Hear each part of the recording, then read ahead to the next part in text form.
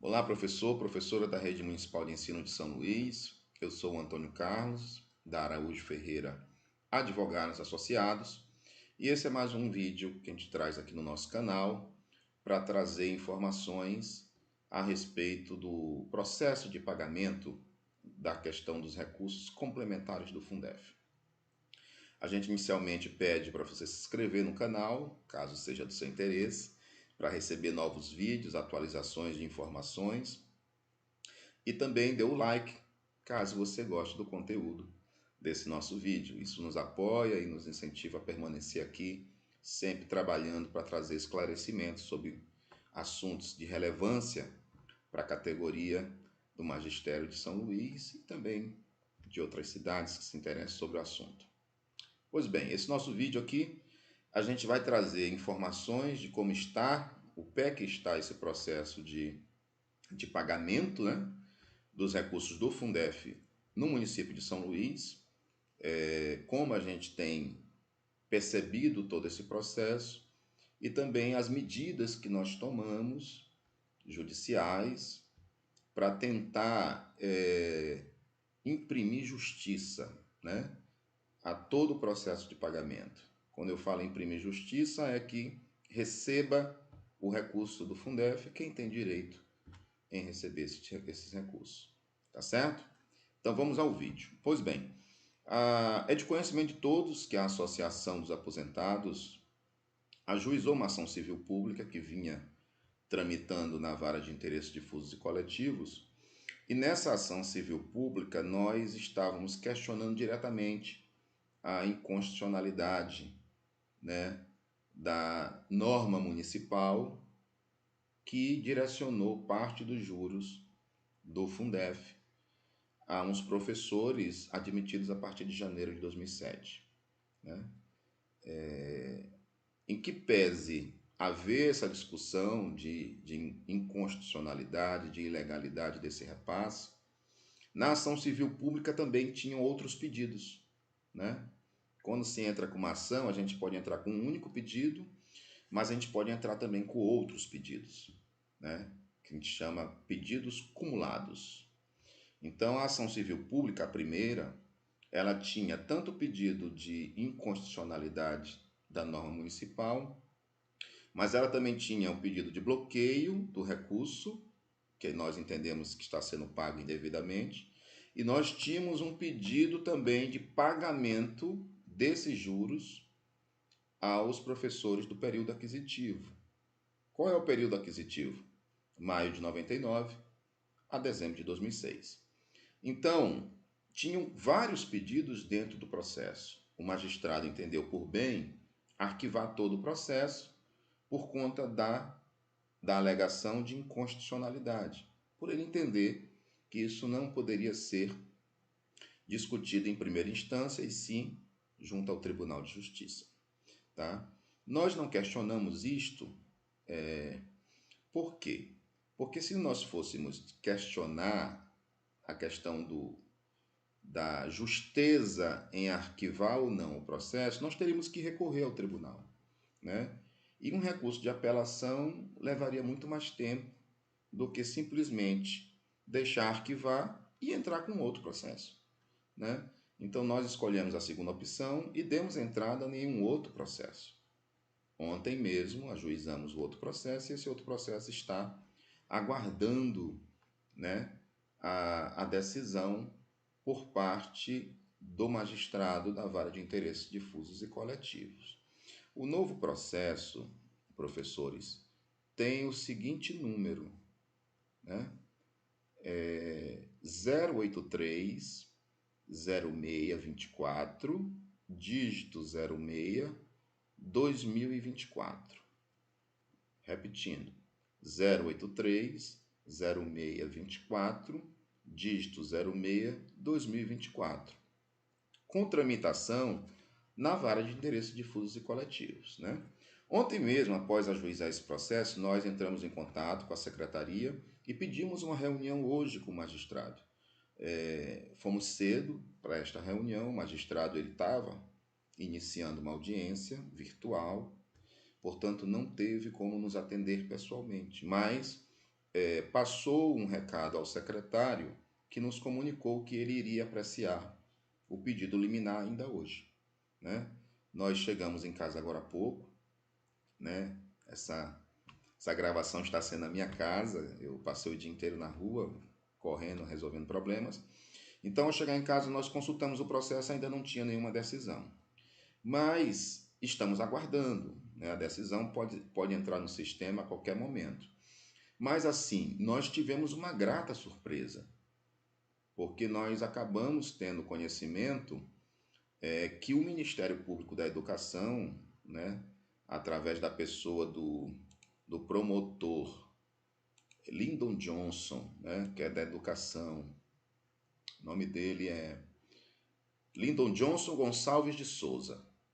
Ele peticionou, né, ele apresentou um pedido junto a um processo que trata da questão do Fundef, né, um processo de 2018, em que ele pede textualmente que seja suspenso o pagamento dos precatórios para aqueles professores fora do período aquisitivo, né? E que o recurso seja destinado tão somente para aqueles que estavam no serviço no período de maio de 99 a dezembro de 2006.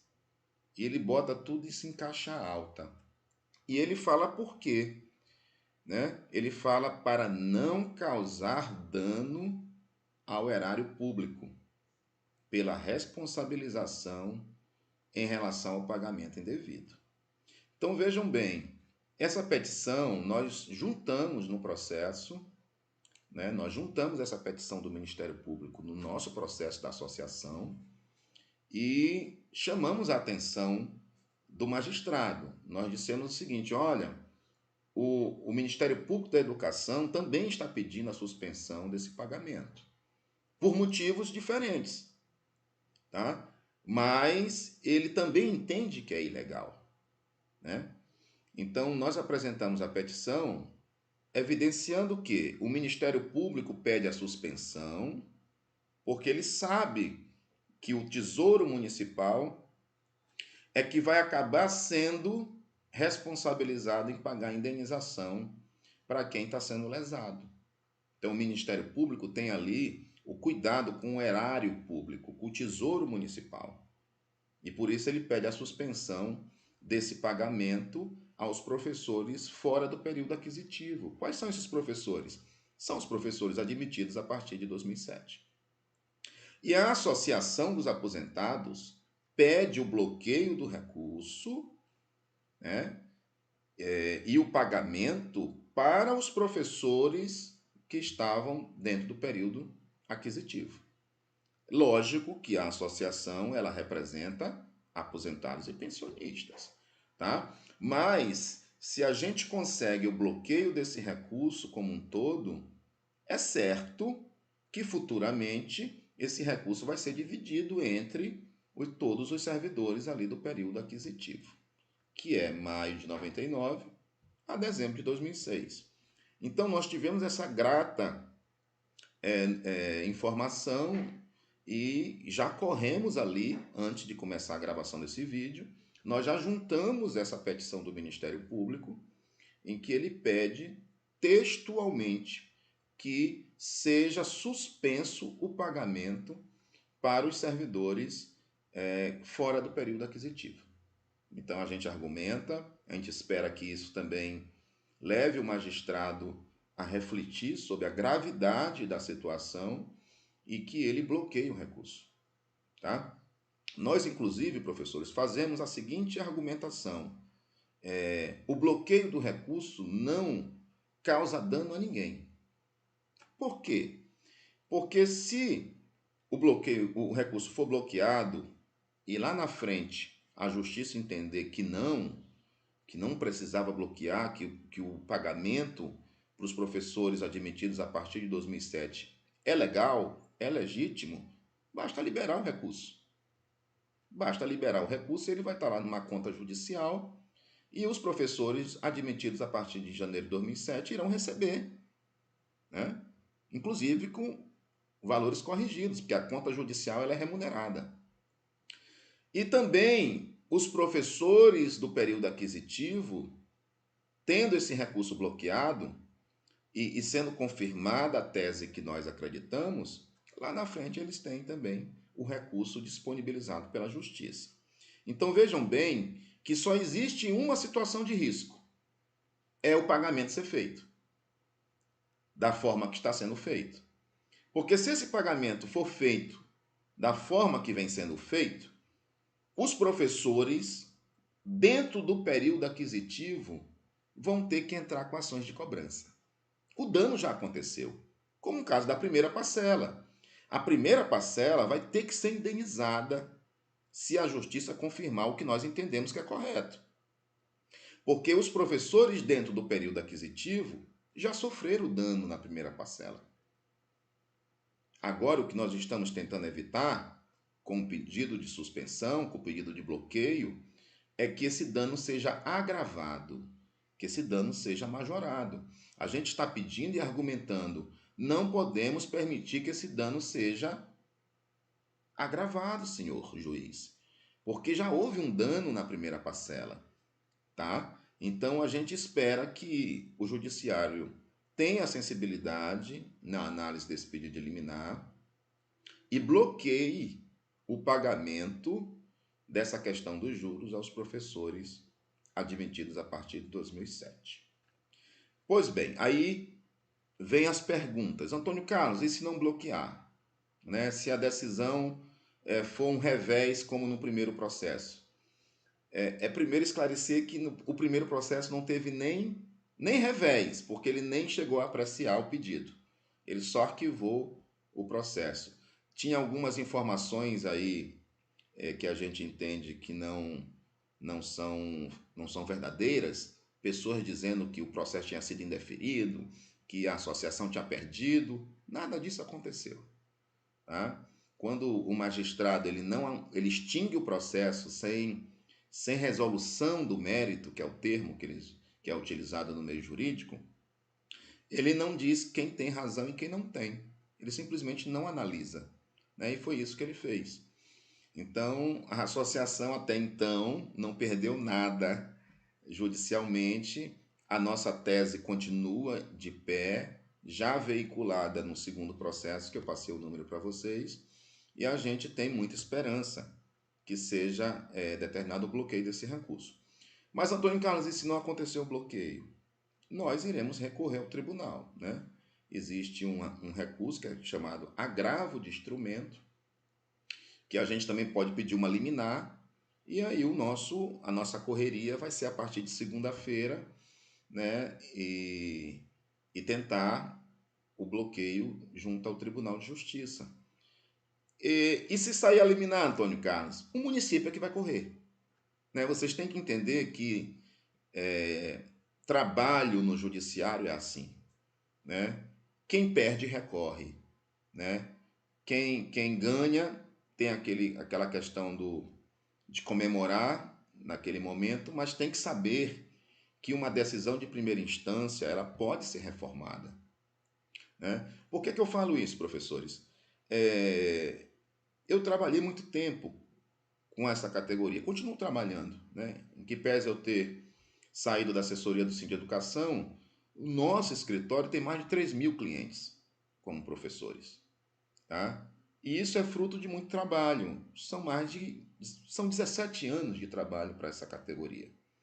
Então, nesses 17 anos, professores, nós perdemos muitas ações, né? Em primeira instância,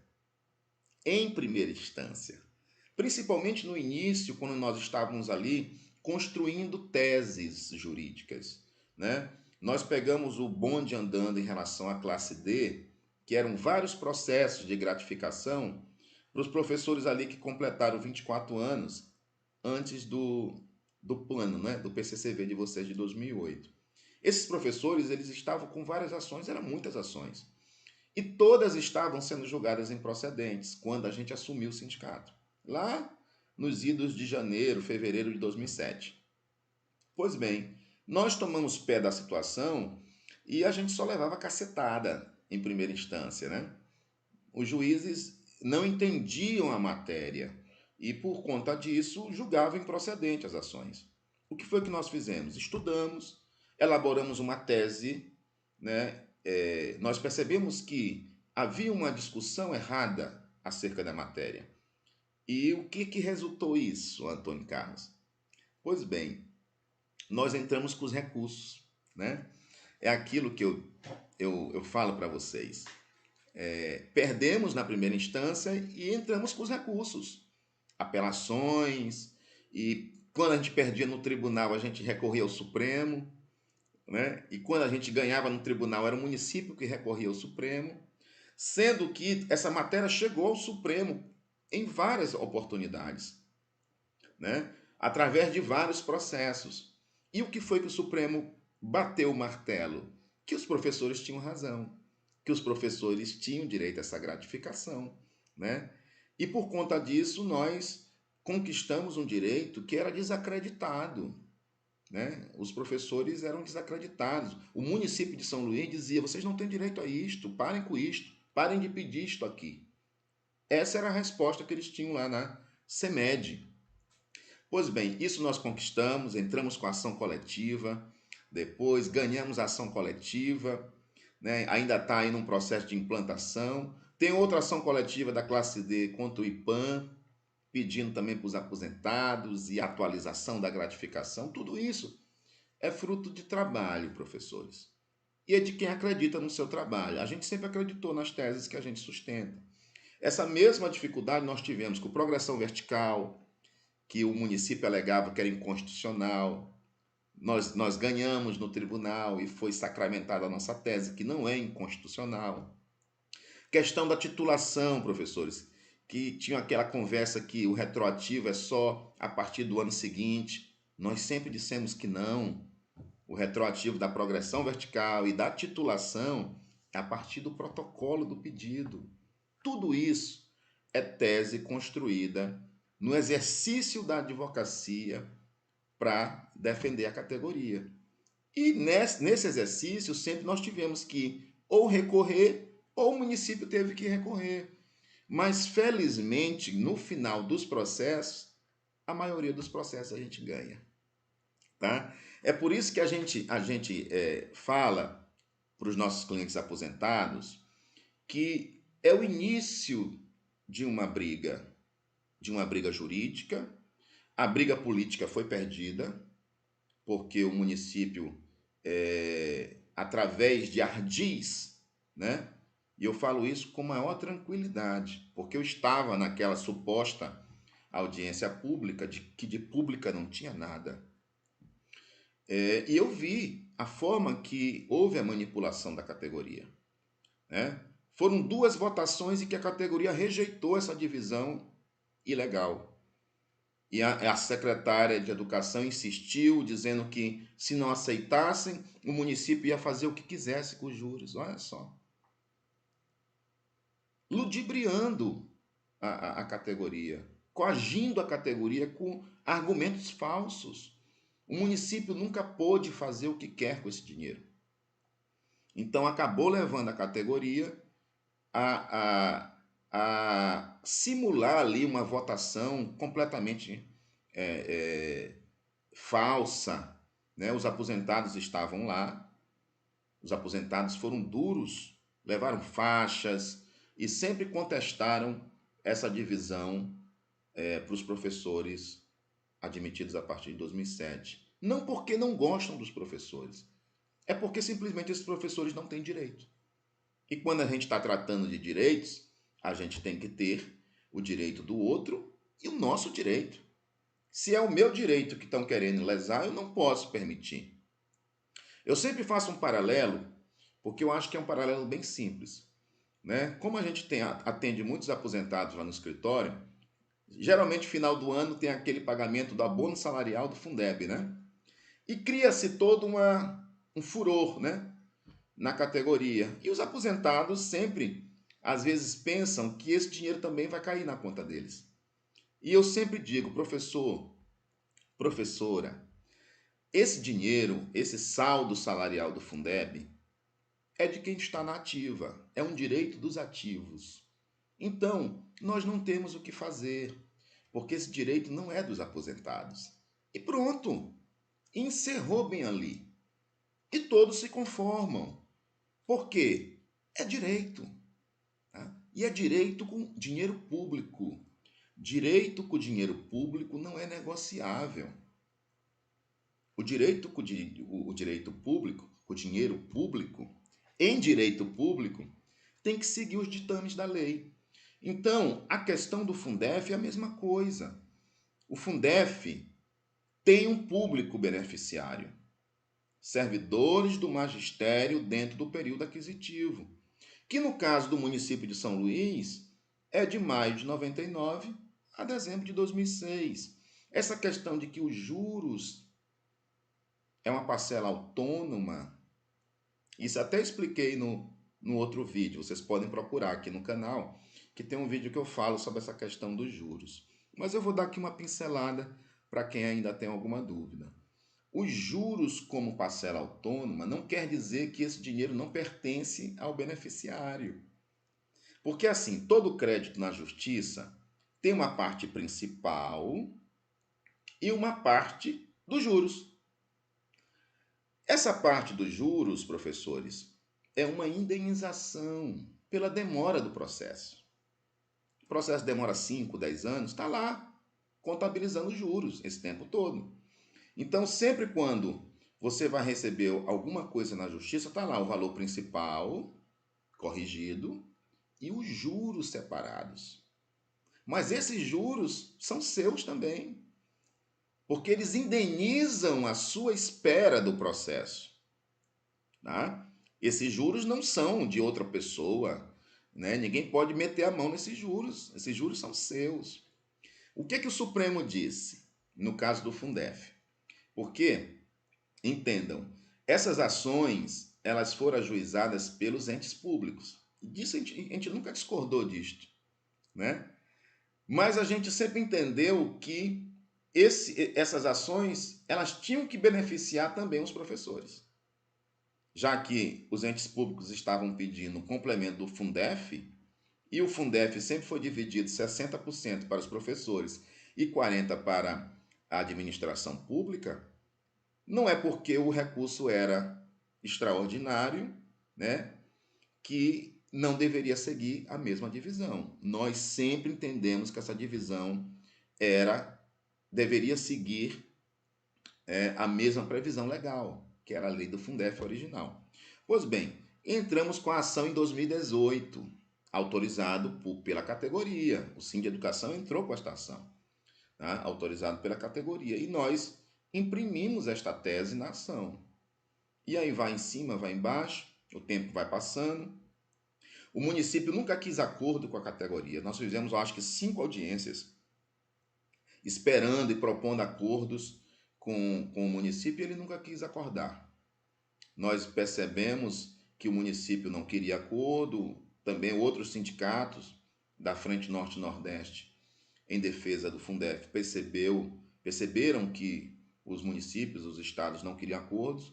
Nós partimos para o Congresso e conseguimos apoio dos deputados e nós construímos uma legislação no Congresso junto com as assessorias dos deputados. Foi daí que veio a lei federal prevendo a divisão com os professores e a emenda constitucional também, prevendo a emenda com os professores. É por isso que essa história de que advogado não tem direito aos honorários, eu nunca concordei com isto, né? E até hoje eu luto pelos meus honorários, porque eu sei o que eu trabalhei, eu sei os debates que foram feitos em torno dessa matéria, tá?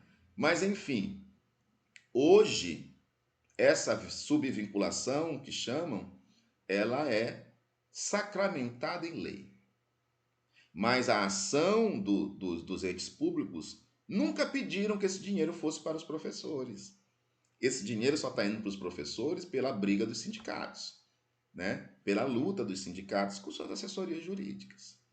Pois bem, então agora que nós temos esse pagamento garantido, vem o município de São Luís e diz: não, eu posso fazer o que eu quero com os juros porque o Supremo diz que os juros têm natureza autônoma e podem, inclusive, ser utilizados para pagar honorários. Sim, o Supremo disse isso, né? E o Supremo disse isso para os municípios e para os estados. Por quê? Porque eles não estavam querendo pagar os advogados que tinham dado entrada nas ações. Vejam bem, os municípios e os estados não estavam querendo pagar os advogados que deram entrada nas ações contra a União.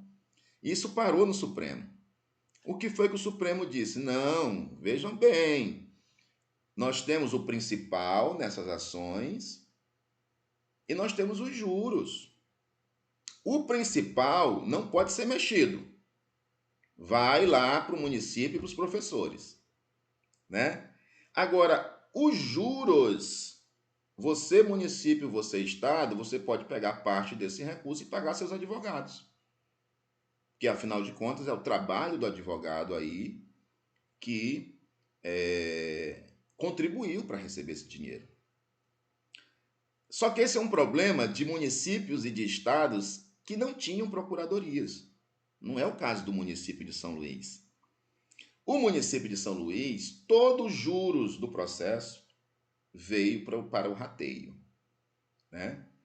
Então, se ele veio para o rateio, ele integra todo o valor da indenização, principal e juros. Mas, Antônio Carlos, e essa questão dele ser autônomo e poder pagar honorários? Essa autonomia, professor, dos juros, é um entendimento que o Supremo tem para permitir que esses juros, primeiro, ele tem caráter indenizatório, como eu falei. Então, esses juros, por ter caráter indenizatório, não pode sofrer desconto de imposto de renda. Olha a análise que o Supremo faz. Os juros é autônomo e tem caráter indenizatório. Portanto, a parcela dos juros não sofre incidência de imposto de renda, porque os juros indenizam a demora do processo. Agora, o valor principal, em determinadas situações, tem incidência do imposto de renda, sem nenhum problema, mas os juros não. Tá?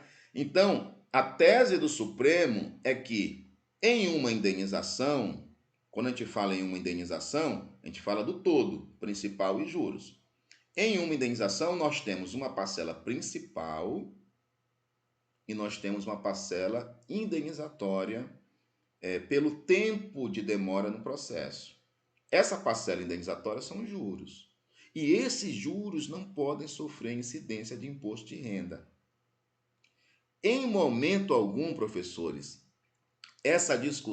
durante essa discussão, o Supremo fala que esses juros não pertencem ao beneficiário da parte principal. Essa é a questão que nos despertou para essa tese que nós criamos. O Supremo nunca disse que esses juros, sendo autônomo, tendo caráter indenizatório, não pertence ao titular da ação. Entenderam? Então, todos os juros do processo do Fundef pertencem a quem? No primeiro momento, pertence ao município de São Luís, porque ele que ganhou o processo, né? Então, o principal e os juros pertencem ao município de São Luís. Mas nós temos uma lei federal e nós temos a Constituição Federal dizendo que desta indenização principal e juros, os professores têm direito a 60%. E que professores têm direito? Os professores do período aquisitivo, que no caso do município de São Luís, maio de 99 a dezembro de 2006. É um argumento lógico, tá? A deturpação que foi feita em cima do termo autônomo dos juros foi para enganar a categoria. A gente percebeu isto, né? Porque a gente sempre achou, professores, muito estranha essa argumentação de que os juros, o município podia fazer o que quer, mas ele era tão bonzinho que ele não ia pegar esses juros e pagar e fazer outra coisa, ele queria destinar. A gente vê que teve toda uma falácia política, né, por trás disso tudo. Na verdade, a administração pública municipal ela fez um jogo político, né, para também agradar a outra parcela da categoria. Só que não se pode agradar a outra parcela da categoria com o direito alheio. O direito, nesse caso, é só dos professores do período aquisitivo, maio de 99 a dezembro de 2006. Então, a gente não aceita essa tese do município, a gente entende que é uma tese construída com deturpação da decisão do Supremo, né? A gente fala isso de forma clara no processo, né? E nós entendemos que a nossa tese é a tese correta, é a tese legítima, tá bom? Esclarecido isso, vamos ao que tem que ser feito, né? Que eu acho, desculpem, eu acho que é isso que os professores estão querendo saber. Pois bem, os aposentados já têm ação, né? Inclusive, eu aconselho os aposentados que têm interesse procurarem a professora Marcelina. Na descrição do vídeo aqui do YouTube, você consegue ter lá o contato para a questão de associação, né? Os aposentados podem se associar, entrar em contato com a gente, né? A gente está autorizado pela associação a enviar, né, a ficha de filiação, para que você possa também estar lá sendo beneficiado pelas ações da SAP, né? Essa associação que já chegou aí, né, mostrando trabalho e dizendo, não, nós estamos aqui para defender os aposentados, idosos, na maioria são idosos, né? Então esse é o papel da associação. Quanto aos professores ativos, né, a gente entende que teve até uma professora que, Antônio Carlos, mas me explique, você não está querendo pegar as ações dos ativos? Eu disse, não, professora, não é isto, né? Não é isto, não se trata de não querer pegar, né? Mesmo porque esse trabalho, essa tese é nossa e a gente tem maior interesse em defender o direito dos professores, sejam ativos, sejam inativos. Mas assim, nós entendemos, e foi isso que eu disse a ela e vou reproduzir a vocês, né, ativos e ativas na rede. Eu entendo que nesse momento, ações individuais, mesmo que sejam ações com 5 pessoas, 10 pessoas, elas não têm grande possibilidade de bloquear um recurso, né?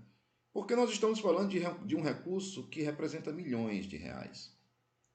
Então não são 5 professores, 10 professores, nem 100 professores que vão ter argumentação para bloquear um recurso que vai pagar milhares de professores, né?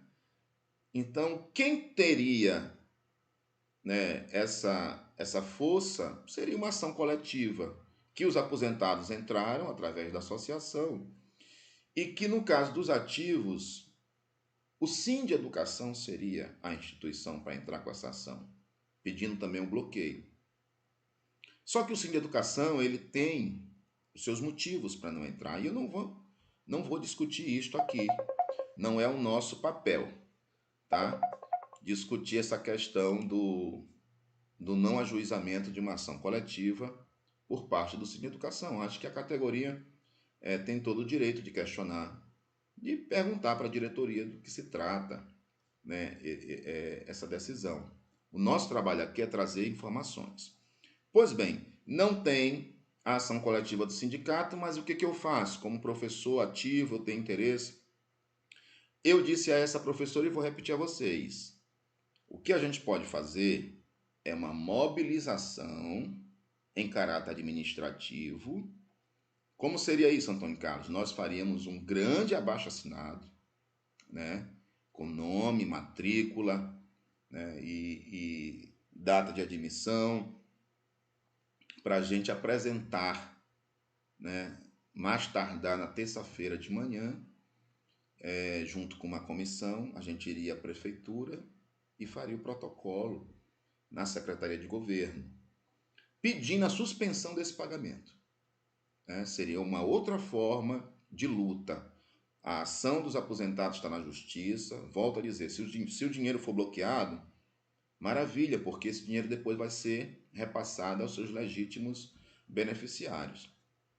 Mas eu acho que a gente tem também que agir, já que os ativos estão ansiosos, preocupados com toda razão, a gente pode fazer essa mobilização administrativa, né, através de um grande abaixo-assinado, e esse abaixo-assinado eu faço toda a fundamentação, que na verdade vai ser a fundamentação que eu já fiz na ação coletiva, para que o recurso não seja repassado nesse momento, para que o município chame todo mundo para uma grande mesa de negociação, tá? E aí entra a SAP, entra a Sim Educação, entra esse grupo, se decidir nos contratar como representante, né? Como mediador, a gente vai estar lá também, se for o desejo desse grupo de professores. Mas eu acho que a gente faria esta mobilização, apresentaria esse abaixo-assinado na terça-feira, junto à prefeitura, na Secretaria de Governo, e exigiria uma decisão imediata do município, né?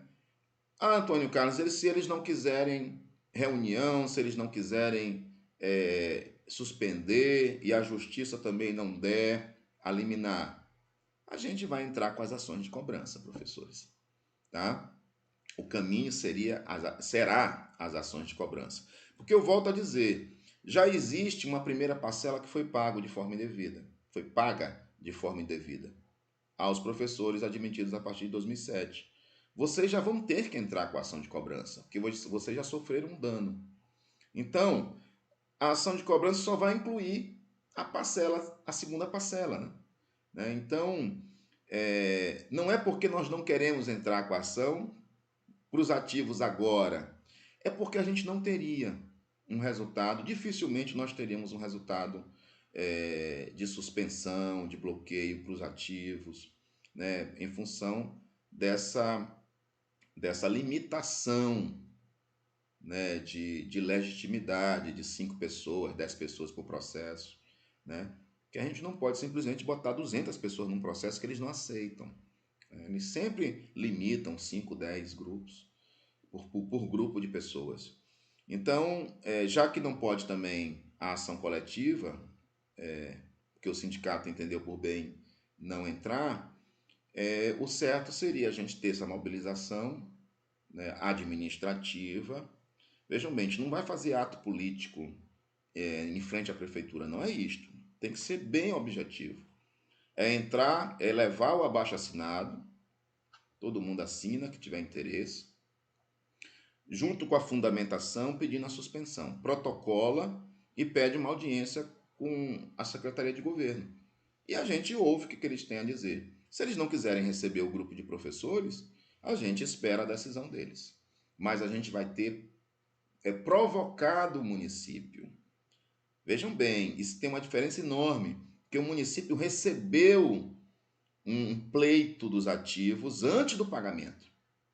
Então, antes do pagamento, o governo teve ciência que os ativos estavam insatisfeitos, que os ativos não aceitam mais esse pagamento indevido. E isso faz toda a diferença lá na frente, quando nós entrarmos com as ações de cobrança, tá? Então, eu acho que esse seria o caminho. Antônio Carlos, e esse abaixo-assinado, como seria feito?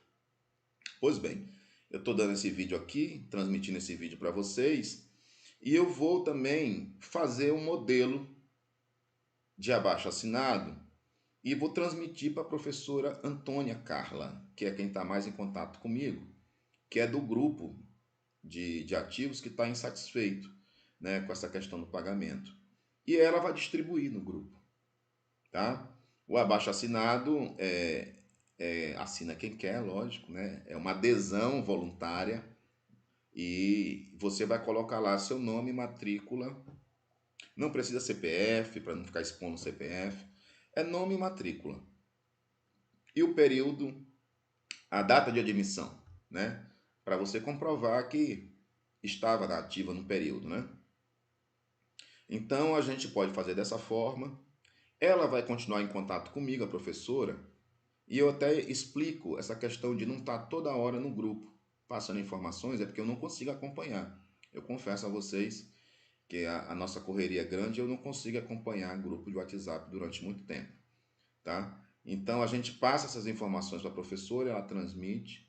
E aí, na segunda-feira, ela já me levaria à tarde, né? Ou um grupo de professores levaria isso lá para o escritório, né? E a gente prepararia a fundamentação e levaria para a questão da prefeitura, né? Na terça-feira. Logo de manhã, faria o protocolo ali na entrada e pediria uma audiência com a Secretaria de Governo, tá bom?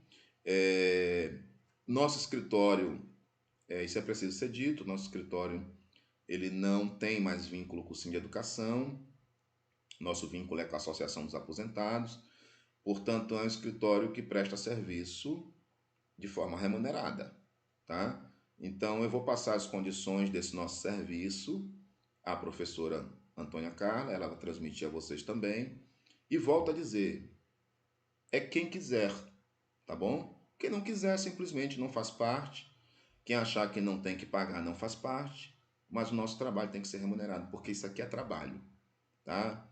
É um trabalho intelectual, é um trabalho físico, porque a gente fica trabalhando até às vezes até tarde, né? A gente tem que correr para cima e para baixo, é reunião com o Ministério Público, é reunião com o juiz, a gente se desdobra no atendimento do escritório, tá? Então, é trabalho em todos os sentidos, tá? Então, eu preciso cobrar o trabalho que eu desempenho. O trabalho com a associação está sendo feito e vai ser remunerado, e o trabalho com os ativos eu vou fazer a proposta e adere quem quiser, tá bom? Então, fica aqui essas informações. Se sair alguma decisão, a gente passa para vocês, eu passo para a professora e ela comunica, tá bom? Até agora não saiu, pelo menos até antes de eu começar esse vídeo. Eu comecei a gravar às 5 horas, já são 45 minutos, né? Quase, aliás, 42 minutos aqui da gravação e a gente vai encerrar por aqui, tá bom? Assista o vídeo já depois de chegar em casa ou cozinhando um jantar gostoso, tá bom? Ou durante o final de semana assista o vídeo, tá bom? Dê sua opinião, é importante que vocês... Olha só, vocês podem fazer as perguntas nos comentários do vídeo, tá bom? E depois ali eu vou respondendo uma por uma, tá certo? Se você gostou, diga que gostou, dê sua opinião, dá o like lá pra gente, para ajudar também na divulgação. Se inscreva no nosso canal aqui da Araújo Ferreira Advogados Associados, porque você recebe automaticamente o vídeo quando a gente lança, tá bom? Então, gente, ó, bom final de semana, professor, professora, tá? Um grande abraço às minhas amigas da SAP, as aposentadas, professora Marcelina, professora Maria José, que representa esse grupo maravilhoso, que é um grupo que sempre acreditou no nosso trabalho, né? E elas têm retorno, tá certo? Então, gente, bom final de semana. Tendo novidade, a gente passa. Até a próxima.